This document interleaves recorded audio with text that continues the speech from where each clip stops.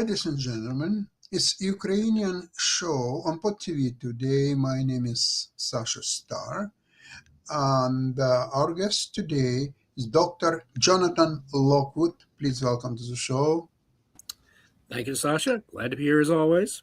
Great to have you, Jonathan. And we have our man in Kiev, Ivan Kucherenko. Welcome to the show. Hello, Sasha. Hello, Jonathan. Glad to be here today. Great to have you. So I would like to start with the material that I actually put in my email to you, inviting to the show. I wouldn't put a lot of attention to that unless I heard it from Zelensky himself. So you cannot dismiss something what's coming from Ukrainian president in this situation. You would agree with me, I hope. Oh, yeah. So the deal is,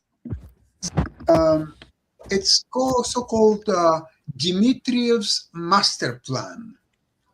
According to Dmitriev's master plan, don't forget who is Dmitriev. Dmitriev is a well-known Russian businessman who operates the Russian giant fund of billions of dollars. He is husband of the best girlfriend of Putin's daughter.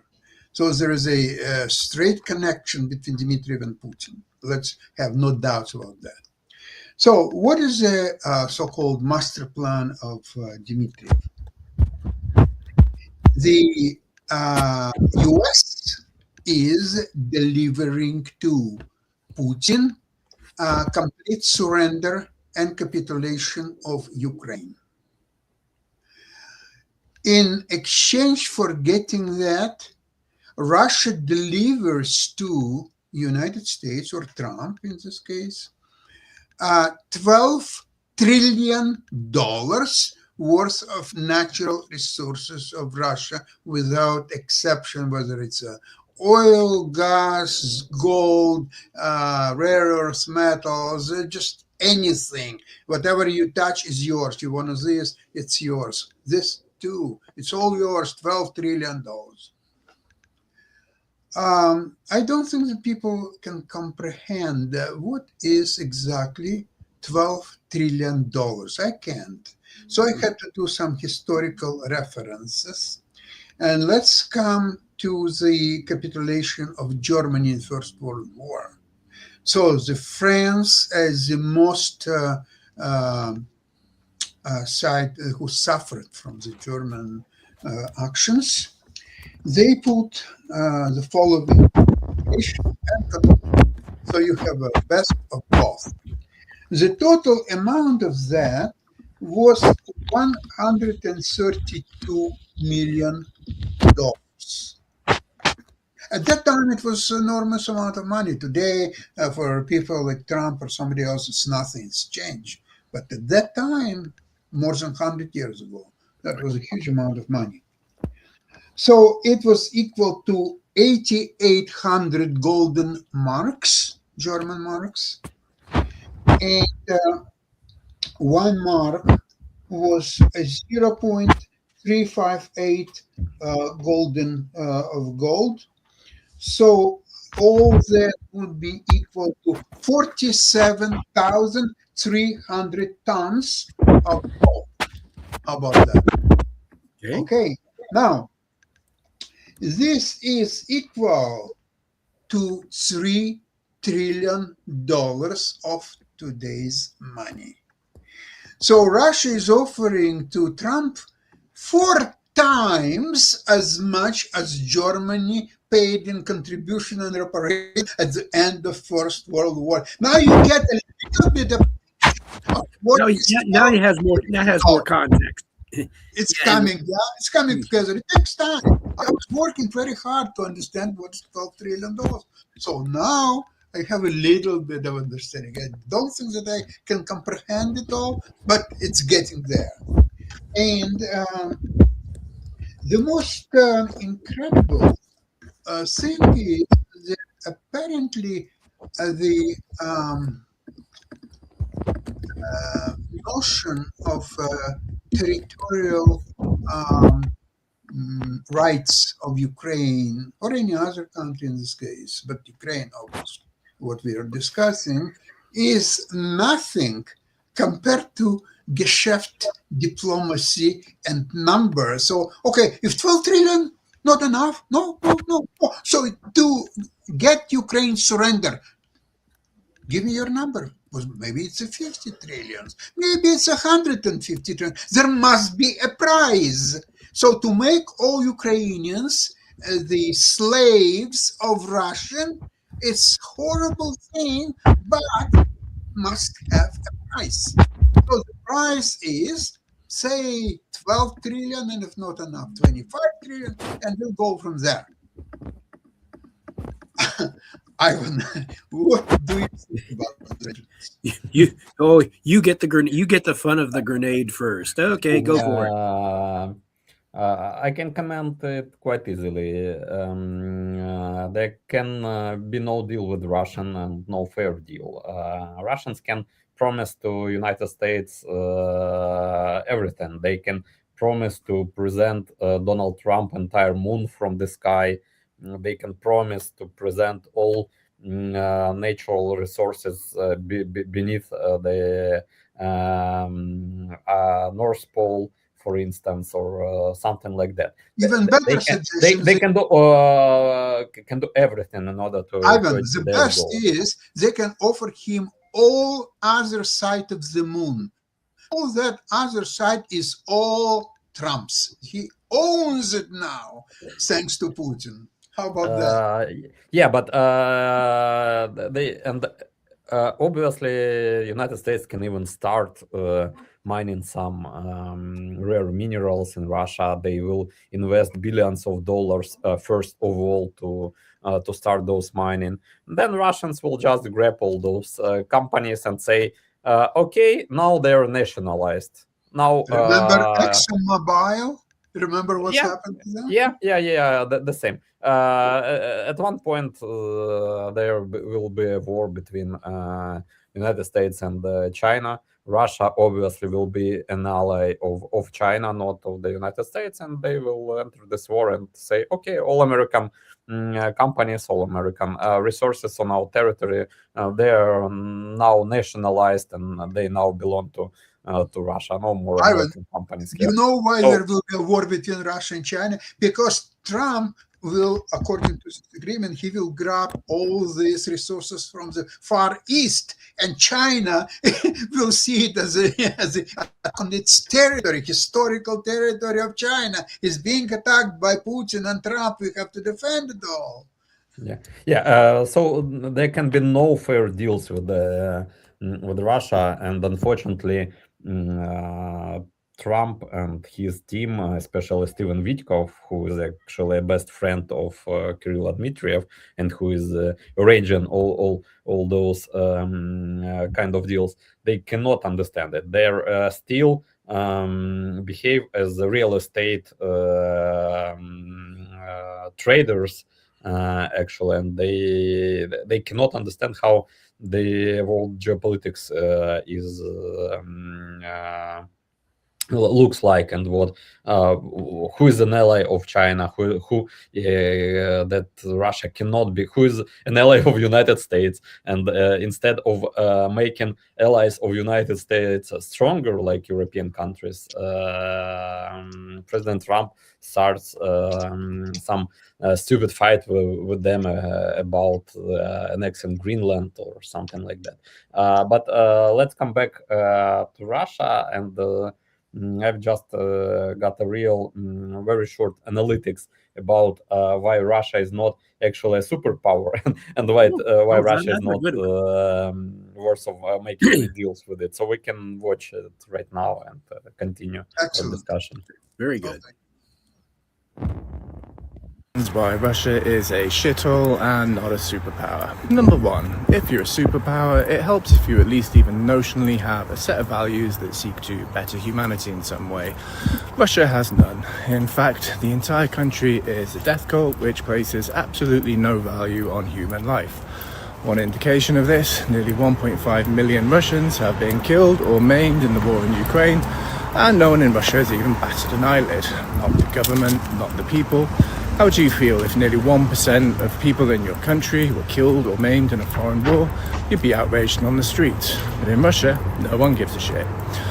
Number 2, it's a country built on dirt. Once you take away gas, oil, and metals, there is nothing else underpinning the economy except weapons, and we'll come to them in a bit.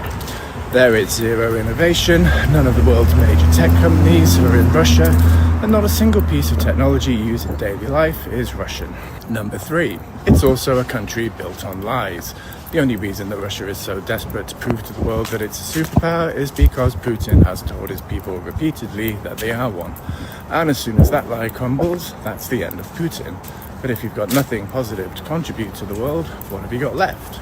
Number 4, the only thing Russia contributes to the world is death and disinformation. When you're so backwards as a country that you can't produce anything to better your own population, your only option left is to try to destroy everyone else's and drag the world down to your level. So you build missiles to bomb civilians in neighbouring countries, order the few computer literate people you have left to hack and undermine the West, and build nuclear weapons to engage in a global dick-waving contest to desperately try and make the rest of the world fear you. Number 5. Just simple logic says that Russia isn't a superpower. China is a superpower. Russia is now becoming so dependent on China that it's at risk of becoming a vassal state. And if you can't stand on your own 2 feet on the global stage, then you're definitely not a superpower. Very good. No, that's excellent. And especially his point number 4 is the fact that Russia, Boris Yeltsin had once said, as I mentioned in a previous program, that he said in a speech to the Russian Duma that the only reason Russia is considered a great power is because its armed forces have nuclear weapons. Yeltsin was painfully honest compared to Putin. And in any case, so the Russia's claim to great power status rests on a very flimsy foundation, as that man in the video pointed out, and very, very effectively too.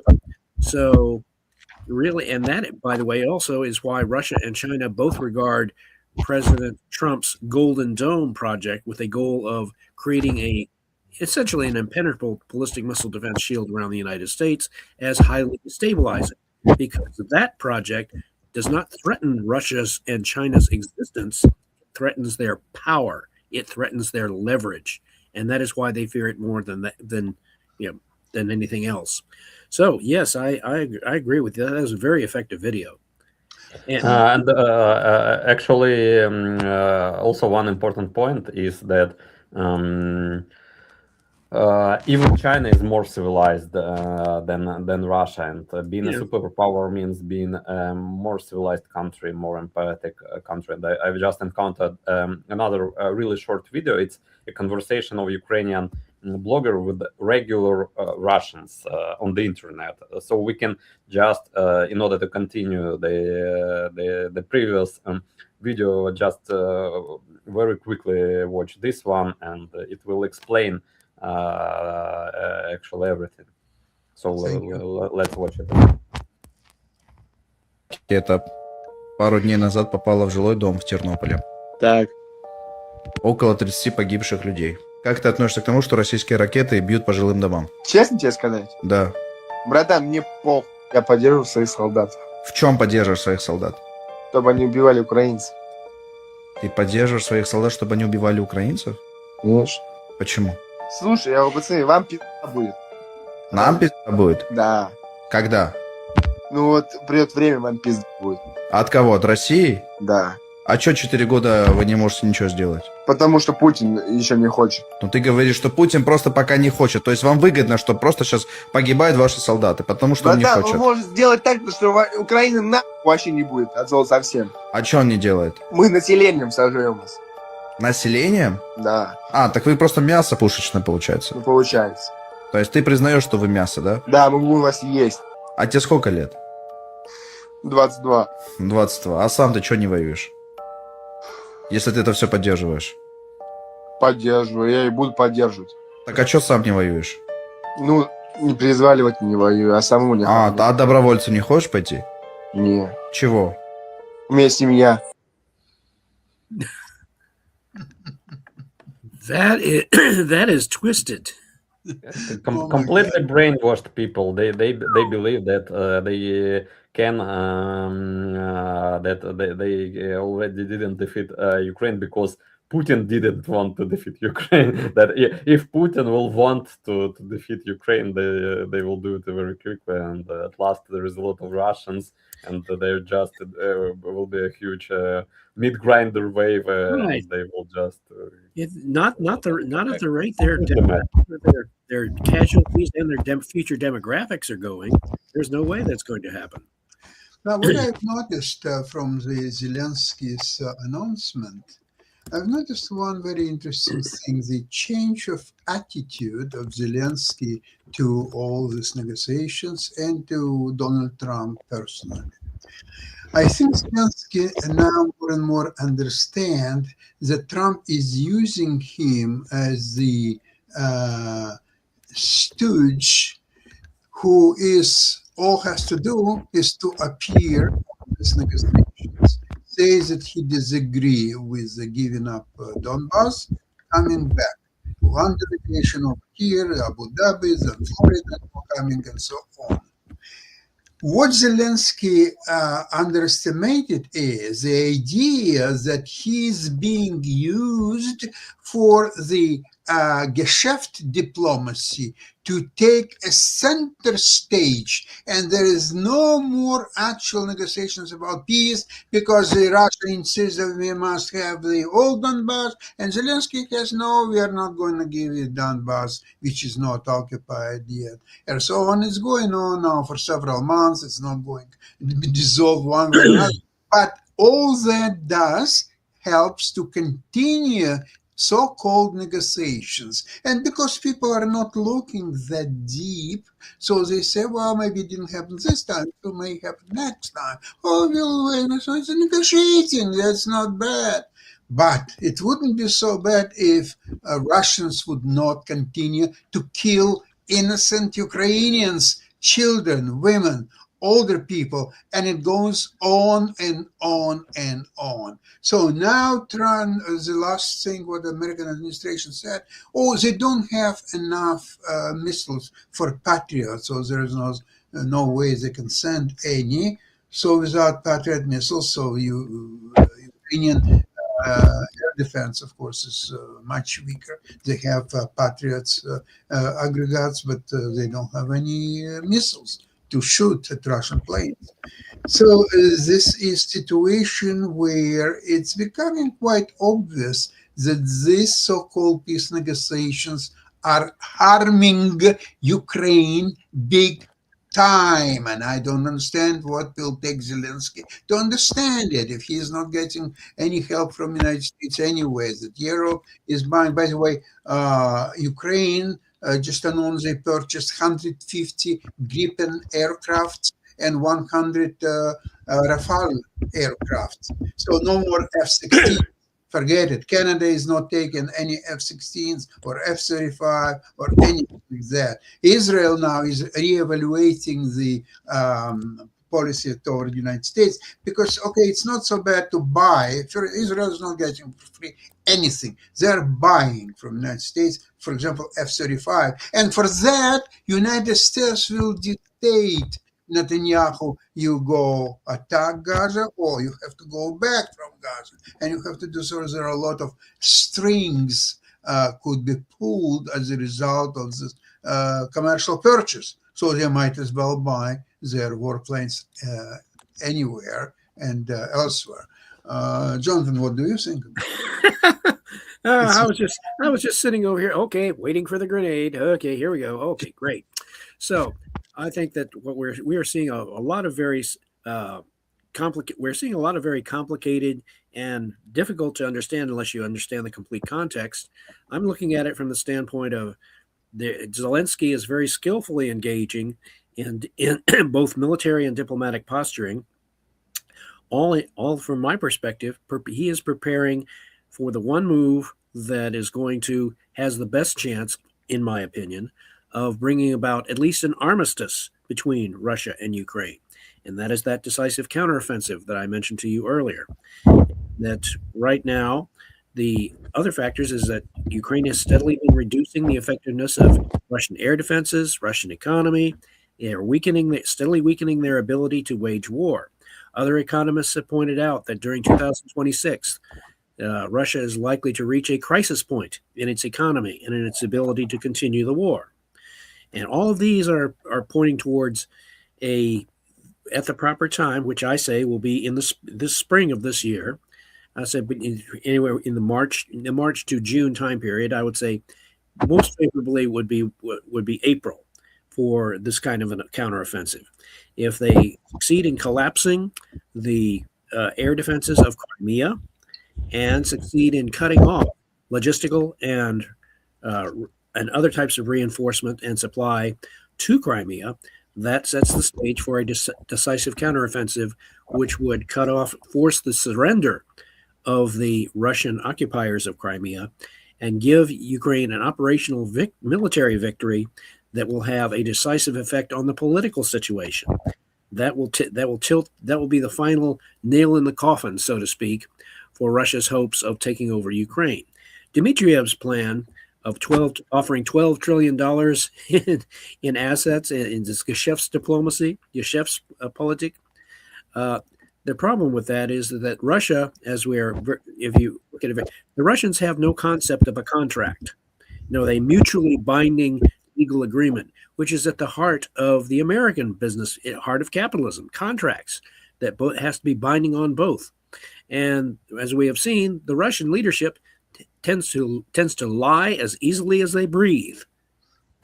The contracts to them are like eggshells made to be broken. Contracts and treaties. It has no meaning for them. And as we have seen from Ivan's videos, especially that latter one with the blogger, my goodness, you are dealing. If you take the attitude of the typical Russians and you extrapolate that upwards, and if you assume that the attitude of the Russian leadership is pretty much the same in outlook as the same as those people that you talk with on that blogging video, you have a people that cannot be reasoned with, bargained with, and as Winston Churchill said, the one thing that the Russians respect more than anything else is strength. And there's nothing for which they have more contempt than weakness, particularly military weakness. So that's it. Right. But right now, the way the direction is going, this will be decided on the battlefield, not in diplomacy. Jonathan, what appears to me is that number $12 trillion, if you take in mind the Russian GDP is less than $2 trillion, then it's a miracle they made it that far. So there's 6 times of Russian GDP. Now, if there's resources indeed exist and they're so valuable, why Russia is not selling them and get some money? Because he's selling a lie. Because a lot of money should be invested in order to get those resources. And the Russian plan is quite simple: make United States invest into mining those resources. Ivan, United States is not in a hurry to invest in Russia. Trust me. So they will bring probably Saudi Arabia, maybe Qatar, and some other friendly countries. And okay, you invest $17 trillion. You invest $55 trillion. Let's go, guys, and so on. Jonathan, with all due respect, you know that Trump is bringing the United States $17 trillion in new investments, creating so many working places and so on. How many trillions came so far? That's still a work in progress. It's not instant. Oh, but I don't think that it will be that many trillions as the current administration is asserting. I have yet to see, and that will take place more this year, what the effect Trump's deregulations and tax cuts and other measures have on the American economy. Now, if the American economy starts growing at a rate 5% of GDP, 5% GDP growth rate, or even higher, that would exceed the growth rate that took place during the first administration of President Ronald Reagan, when going to the 1984 election, the GDP growth rate of the United States was exceeding 5%. And in that, Walter Mondale had to run against that. And you know the result happened there. And Walter Mondale finally made the fatal mistake, really fatal mistake, of saying during a debate that he says, Ronald Reagan says he's not going to raise your taxes. Well, I'm going to tell you the truth. I am going to raise your taxes. And guess what? Guess what happened? He lost 49 states, and he only managed to carry his own home state of Minnesota by 3,000 votes. Otherwise, President Reagan would have won all 50 states, a 50-state sweep in the Electoral College. So he could have been designated the president of all Minnesota. So Reagan would be president of everything else. Yeah, but one joke headline says, Mondale sweeps Minnesota, Reagan carries nation.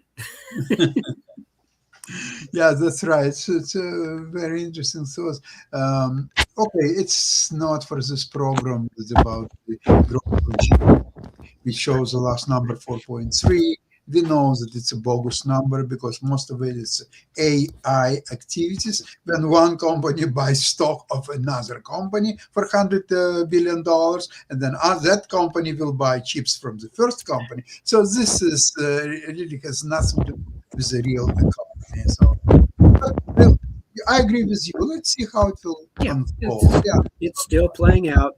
So right now you have both sides engaging in a lot of propaganda in an effort to shape the perception of the American electorate in time for the midterm elections. So you have the equivalent of two massive propaganda campaigns from both the Republican and the Democratic Party trying to shape the outlook of the American voter, who is going to, after a while, be the decisive element in the midterm elections. Something what I'd like to review by both of you is a notion that there are more than one well-respected historians of KGB and Russia insisted that Epstein would not be possible without KGB regulating him and so on. Now, how they come to this conclusion is, who is Robert Maxwell, father of Ghislaine Maxwell, who became girlfriend of Epstein. So Robert Maxwell was well known. Some people say genius businessman, some people say crook.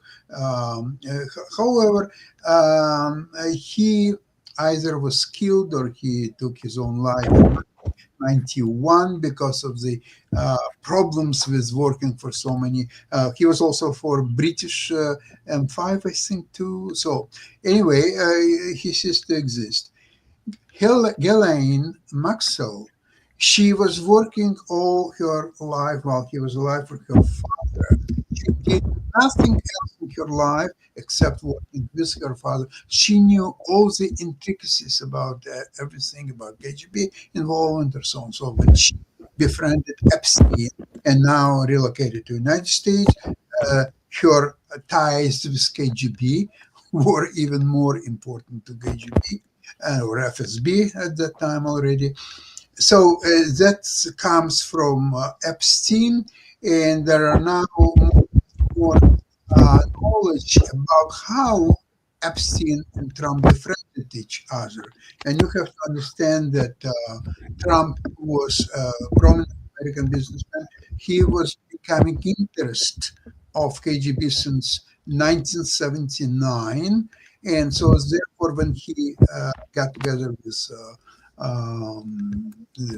Epstein, they were already both in the orbit of KGB from different prospects, different aspects. And now Trump became real interest to KGB 2000, when he announced his presidential aspiration. It was long before he would actually become president or even have a presidential campaign, but just by announcing that, it was event, and since KGB already vested a lot of interest to him, so it was natural that they would continue to work with him. Now, so what's important now here is that there is 0% possibility that Epstein could exist without cultivation by KGB and helping of KGB. And now what's interesting though is evolution of KGB since the 50s, 60s to the 2000s and so on. 50s, 60s KGB was very active and successful in England, in UK. However, all what they did, it's a real spy activities, and British had their own spies in the Soviet Union or so on. So it was a fair game, let's put it this way. Mhm. Now, when Soviet Union ceased to exist, FSB became unrestrained to operating in the United States. And it was not just spies to do for some information secret or so on. No, it was a clear attempt to screw American society, to create some kind of uncertainty, system of different beliefs, screwing people at the voting booth. And so it's much more involving, plus direct ties to American elite. And that is much more sophisticated and dangerous for the United States than for England in 50s, 60s. So this is actually what's happening right now. And whenever people are looking at Epstein situation, they have to know where it's actually coming from and what's behind it. And then story about HP sending this Russian prostitutes to Epstein, and even people like Bill Gates. I don't know. Yeah. No, keep in mind this is a, and I would agree with you that if the KGB or now the FSB conducting this very extensive campaign for sowing chaos, basically sowing chaos and disruption. Yes. But the KGB, I would point out, is not, or no, the FSB is certainly not invincible or infallible as far as their estimations of Western leaders. And I would point you to the example of President Sukarno of Indonesia. They tried, the KGB they had a thing where they had Sukarno visiting Moscow, and to his hotel room they sent a couple of female Russians who would basically have sex with him in his hotel room, and they had carefully taken photographs, and they showed Sukarno these photographs and tried to blackmail him, and Sukarno turned the tables on them. He basically said, could you make more copies of these? Could you make more copies of these? I would like to send these to the newspapers and so forth in my home country, to publish them. Said, my people will be so proud of me. That's a good one. He said, they will say how virile I am, how irresistible I am. And so, and the KGB, huh? he basically did something similar to what the Duke of Wellington did during the Napoleonic Wars. Apparently, they had some incriminating papers on him, and Wellington's reply was, "Publish and be damned." Maybe KGB people forgot that Sukarno was of a Muslim faith. And in Muslim faith, I think having sex with white girls is real nothing. Actually, it's very positive. Yes. I mean, he says, "Well, thank you for giving me all this free publicity. My people," he would be welcome to. He said, "You publish these, my people will see me as a hero." So let's see. So he will say in his memoirs that he banged first girl 6 times and the other one 3 times. So 9. That's not so bad for me. Yeah. So anyway, it's the Russians are not infallible when it comes to estimation of other cultures, or so that while we can certainly acknowledge that their activity exists, there are also countervailing forces within the United States itself, because it is not a centralized country or a monocultural country. For example, there's Turning Point USA, which is a very significant Christian movement within the United States that emphasizes very conservative, traditionally American conservative values, Christian values, the importance of Christian faith in one's life. And so you have, it's not all one effect. There are countervailing forces which are taking place, and it's fascinating to watch, dangerous to be a part of it. But it is one of those things that we continue to watch this through 2026. And in the meantime, the overall effect on the war in Ukraine is that despite all of the drama, despite all the moves and counter moves of it's like a multiplayer chess game. You've got multiplayer, and that's unprecedented. And so far, I would rate Zelensky's performance as being that of a grandmaster, and Putin's performance so far. Okay, he's like typically a very predictable chess player. Yeah. He's only got a few moves, and once those moves are defeated, he's toast. And it does him no good to try to exchange down. He doesn't have the chess piece. He doesn't have superiority in materiel. He cannot just simply exchange down to where you just have a few pawns on the board with your king. Nope, he's not in that position. The United States has superiority in materiel, and okay, yeah, the skill of President Trump as a political chess player, shall we say, it depends on who you ask. Speaking about chess, by the way, many years ago, my wife, who is 8 times, yes, and tell her that is very, very commendable. That is very praiseworthy. I want to tell you something interesting. She many years ago, probably 25 years ago or so, she endorsed one new variant of chess. It's three players chess. So there are 3 colors, and they're like a triangle, and they move.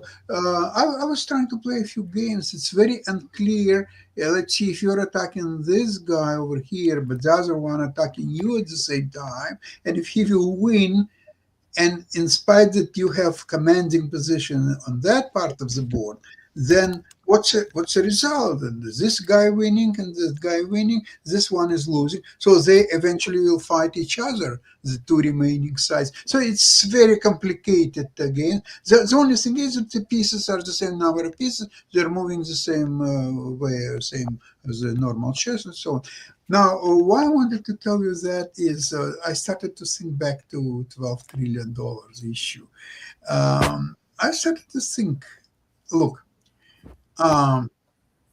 let's see, somehow, some miraculous way, Trump would succeed. And so Ukraine said, okay, we surrender. I mean, what can we do? Russia is so strong, so big. So Russia now has to provide US with $12 trillion. Supposedly, I'm not saying that they will, but they should, according to the contract. So on, provide. China will be very vocal about the Far East part of Russia. But that's beside the point. Now, the major thing is that after 2-3 years, Ukrainians will start uprising against Russians, kick them out of the country. So now Russia has no Ukraine out of $12 trillion or so. So what's in it for Russia? What Russia wants? Why Russians would offer half of that amount, $6 trillion, to Ukrainians? They say, look, Ukrainians, here is $6 trillion for you. So you're becoming friendly. We will live together, visit each other, play on children's backgrounds or so on, and be friends. What's wrong with that? Ukrainians say, okay, give us $9 trillion. Oh, 9. Okay, we'll give you $9 trillion. We are friends now. So why Russians wouldn't try this? No one knows. Okay, sorry. Я не знаю. Oh, if Russia is ready to give 12 trillions, but this is a joke. I mean, country with GDP less than 2 trillion is offering 12 trillion. Yeah, it's kind of like what the late Senator Edward Dirksen in the Republican Party in the Senate once said way back in the 80s. He was supposed to have said, oh, $1 billion here, $1 billion there, and pretty soon you're talking about real money. Yeah, Now that's you could say, now he would probably say $1 trillion here, $1 trillion there. And pretty soon you're talking about real money, but it's all talk. It's meaningless. And it's that for the average human being, you get much beyond. Oh, what if you get to $1 million for the average American? The average American cannot cope or deal with or effectively manage $1 million, let That's right. alone anything else. And so that is why a lot of Americans experience so much trouble with their own finances. Once it gets beyond a certain number and you've saved, unless you have good professional guidance and from people who know how to manage money, you can run into trouble very quickly. Jonathan, so what do you think would be prudent for US to tell Russians that this is a good plan, but we have to start somewhere. We cannot just talking and about it. Why don't we start that prepayment $1 trillion? Right now, the deal is done, and then we'll start acting according to that deal. Where Russia basically we should call their bluff and say, okay, you prove to us that you have the $1 trillion million to offer, which we do not believe and we cannot see, and you cannot prove it, and then we'll consider further diplomatic negotiations. But we promise them nothing. Jonathan, it's an old Jewish anecdotal story. This is a funny story. Is two businessmen. One is in Florida and one is in New York, and they are negotiating to purchase a gold mine for $15 million. So one day, second day. In Russia. After 2 weeks, finally, from Florida, he calls him. I've done the deal. The gold mine is ours. The price is $15 million. But there is one problem. What's the problem? They ask for $500 deposit.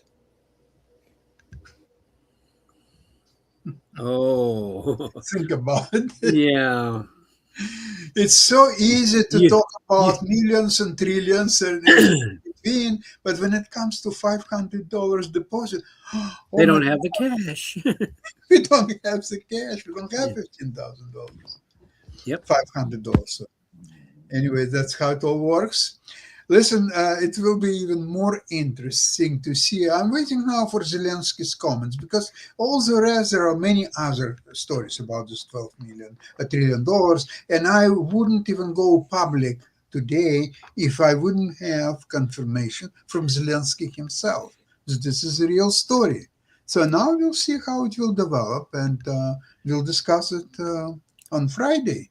I have in the interim. I have a recommendation for what Zelensky should tell Mr. Dmitriev. Zelensky should tell Mr. Dmitriev that he should avoid laxatives at all costs. Otherwise, he will probably do a Wicked Witch of the West imitation and vanish from the face of the earth without leaving so much as a dark stain on the ground to mark his passing. Yeah, the only problem is that I don't think there is a direct line of communication between Dmitriev and Zelensky, because Dmitriev is talking to these guys, they call it Vityok, Witkov and Kushner. So he's talking to them. By the way, on the last so-called negotiations, Ukrainians were dressed properly in the suit and ties, and both Kushner and Witkov were in some indescriptive T-shirts or some kind of lousy. Which gives you an idea of the level of seriousness that they were treating these negotiations with. Yeah. Not good. Well, so far... That's why they've invited to make the next meeting in Miami, like in Palm Beach, lying on the beach drinking some mojito. It would be more symbolic if they all met in Las Vegas. Yeah, well, in Florida it's not that warm yet. It's getting there, but it's just 2 weeks ago it was very cold there. It was -2 at night. Tell me about it. You were in Florida? My brother Jeff was telling me about how cold it got in Florida. I see. Yeah, so my two younger brothers are there in Florida. Up here where I'm in the Washington D.C. area, it was a lot colder. And I've told you that when the snowstorm hit, I the snow fell, lots of heavy snow fell, but the snow plows, when they came through my area, they plowed the snow in such a way that it sealed, had a wall of snow and ice in front of my garage. I could not get out. And then the rain and the sleet came. It created a giant sheet of ice over the wall in front of my garage. So I was trapped for a period of about 10 days. Yeah, I had my wife Kathleen had foreseen this. We had all the supplies we needed. We had everything. Our power was good. That was great. The only thing was we could not get our car out of the garage. So finally, I called upon my prayer group, my men's Bible study prayer group at my church, and I told them my situation and what I needed for them to send. They had freedom of movement. They sent out a team of 5 men, and I said, come with pickaxes and metal shovels, not regular shovels. And they said, well, why don't you just drive your car over the wall? I said, the reason I can't do that is because if it's a solid wall of ice, and if I drove my car over it, my car would be trapped. I would not be able to move forward You or would be backwards. trapped as well. I would be trapped. Yes, You I said. would be trapped. I said, send the 5 men out there. So they came with pickaxes, and they realized they had to break through the snow ice wall and physically lift and move those big chunks of ice away until they got to the snow, and then they could clear the rest of the path. Or But maybe yeah. another way, you could dig underground tunnel. Oh, no. Underground. No. The homeowners organization that's in charge of the collective, they would have vigorously objected to that. Oh, speaking about tunnels, the Russians are using the pipelines, Yes. huge pipes, for And their people to go to the attack. So Yep. Ukrainians detected one of the Oh, yeah. They were just putting together the funnel. ambush. 22 people were killed in a matter of 25 seconds. Yep. All of them. There are no survivors. Yeah. So yes, it's just another one of those great ideas whose time has come and gone. So Yeah. there's just no there. So anyway, but everyone has their own unique situation to face, and I am very much looking forward to this coming Friday's discussion, and especially in the coming weeks as we move into March and April, because that is when I am anticipating a significant action on the part of the Ukrainian military that will have potentially decisive impact on the outcome of this war. Excellent. Yeah, I'm looking forward to these developments, and I'm pretty sure you too. And I would like to thank you for this today program. And Slava Ukraini. God bless America. God bless Героям слава. America and Canada. Героям слава. Yeah, agree with you. Thank you so much, and we'll see you Friday, same place, same time. Bye-bye. Goodbye.